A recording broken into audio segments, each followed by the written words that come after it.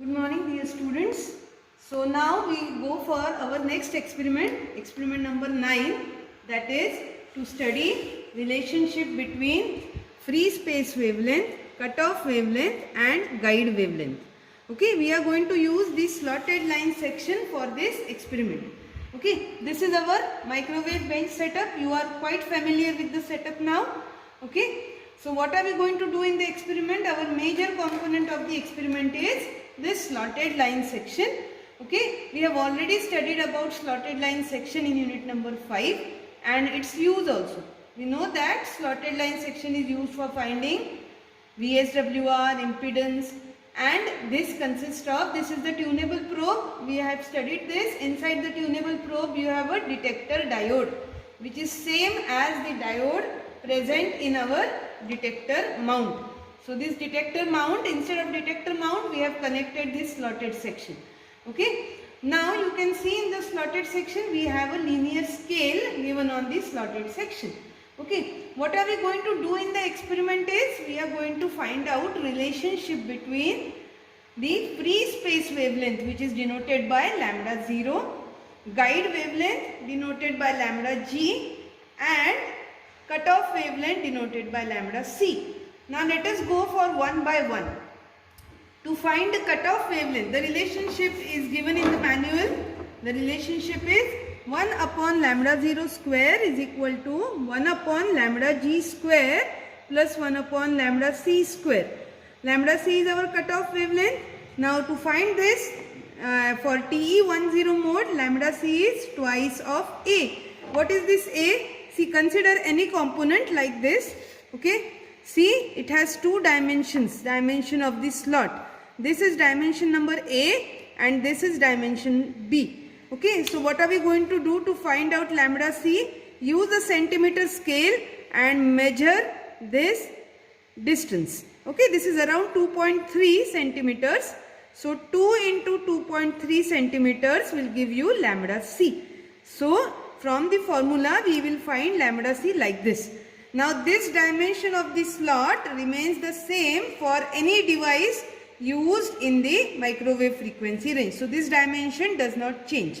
Okay. This is about lambda C. Now we have to find lambda G. To find lambda G we use the slotted line section. What is the formula for lambda G? Lambda G is twice delta D. What is delta D? Distance between two successive minima. Now how are we going to get it? So let us start with our setup now. So I turn on my setup.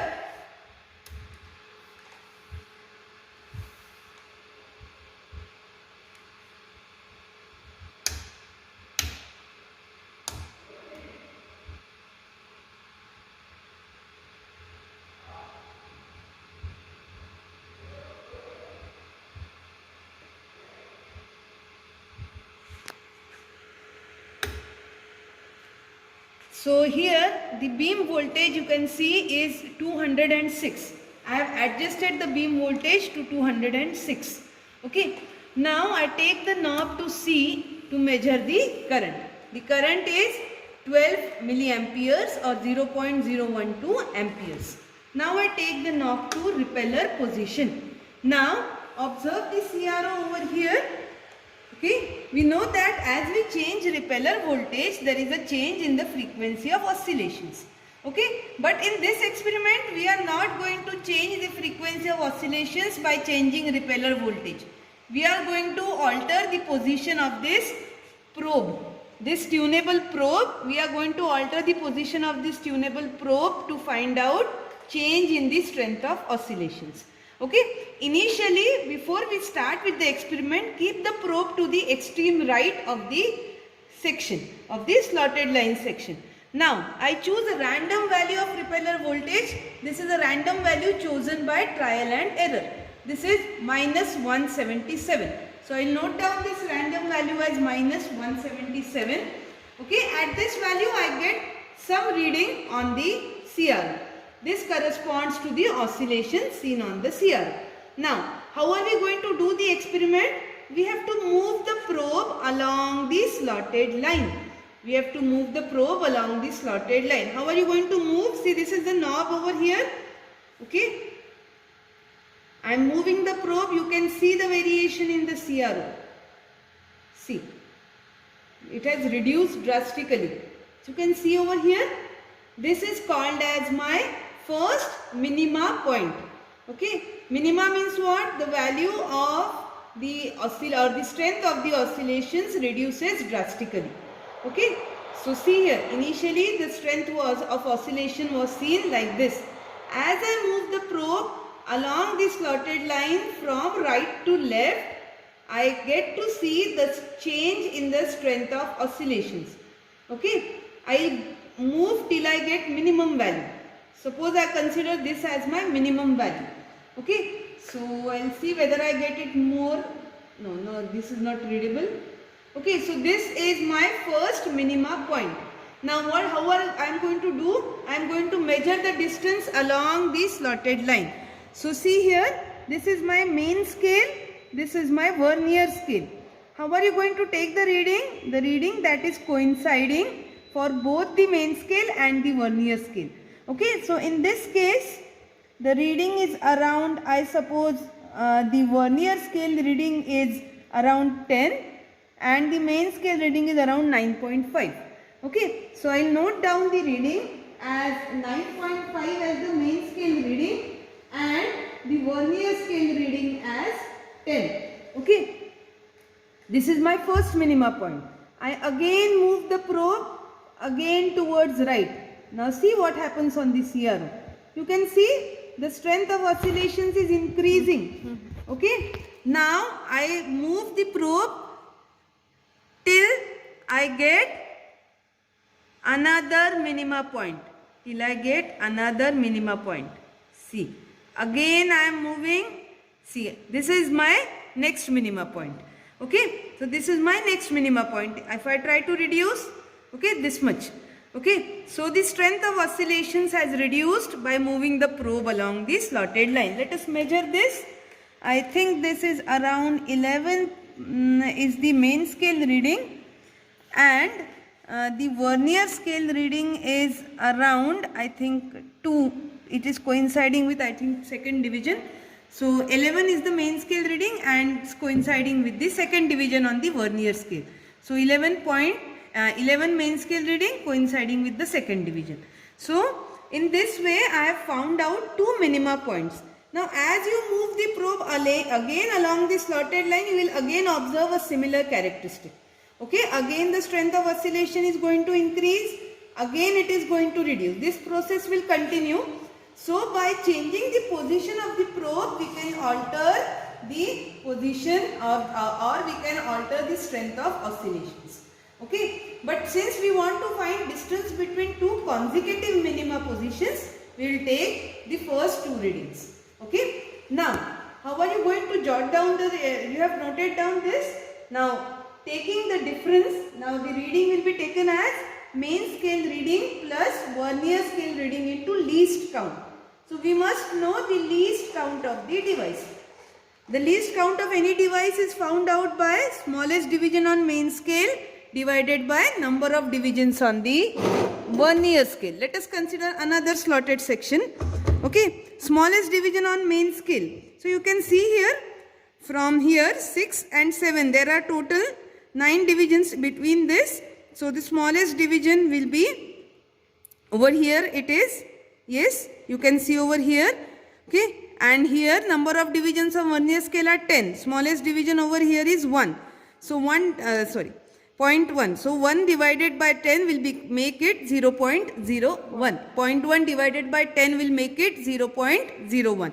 So 0.01 is the least count of this device. Now we cannot keep any port open.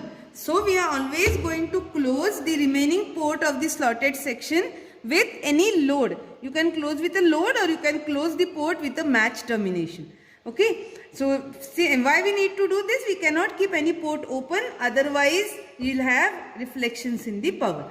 So using this, so the use of this slotted section is just to find out lambda G. Now once we have found out lambda C and lambda G, now we are only remaining to do the calculations and note down the observations. With this we finish the performance of the experiment. Okay students, now we go for observations that we have recorded. Okay, so what we are going to do in the observations, first in all the experiments we note down beam voltage. So note down the beam voltage as 206, the beam current as 12 milliamperes. We had taken a random repeller voltage of minus 177. We will note down that. I had also told you how to find out least count, okay, which is smallest division on main scale upon number of divisions on vernier scale. Okay, so from that we have found out the least count as 0.01. Okay, now what you are going to write in, or how you are going to write the observation table? We have to find out lambda g. To find lambda g, we have to note D2 and D1. That is the position of the two successive minima. In the first case, we had got the value as 9.5 as the main scale reading with the vernier scale reading as 3. The third division was coinciding with the 9.5 division of the main scale. So I consider this as my main scale reading and 3 as vernier scale reading. Okay, then find out the total reading, which is main scale reading plus vernier scale reading into least count. Whatever you get, write it down over here, designate that by D1.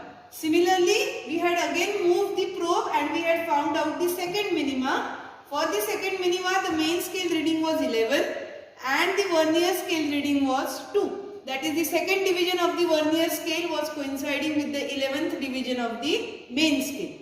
Okay, find out the total reading from these two again by using the same formula and record the reading as D2. Then what we are going to do, find out lambda g. Lambda g is equal to twice into delta d. What is delta d? D2 minus D1. So we have already noted D2 and D1. Find out delta d. And then lambda c. Lambda c is what? Twice into a. I have already told you how to find out a. We had found out by measuring with a simple centimeter scale that the value of a was 2.3 centimeters. So put this value, find out lambda c. You have lambda g now, you have lambda c. Now what is remaining? Lambda 0. That is free space wavelength. Now this is the relationship between the free space wavelength, guide wavelength and cutoff wavelength. 1 by lambda 0 square equal to 1 by lambda g square plus 1 by lambda c square. From this lambda g, lambda c we have already found out. Put the values, find lambda 0. Once you get lambda 0, find out f0. f0 is c upon lambda 0, where c is velocity of light, 3 into 10 to the power of 8 meters per second or 3 into 10 to the power of 10 centimeters per second. Okay. Find out frequency. The frequency that you get must lie in the band of X band frequencies, that is 8.2 to 12.4 gigahertz. So with this we finish with the experiment. Thank you.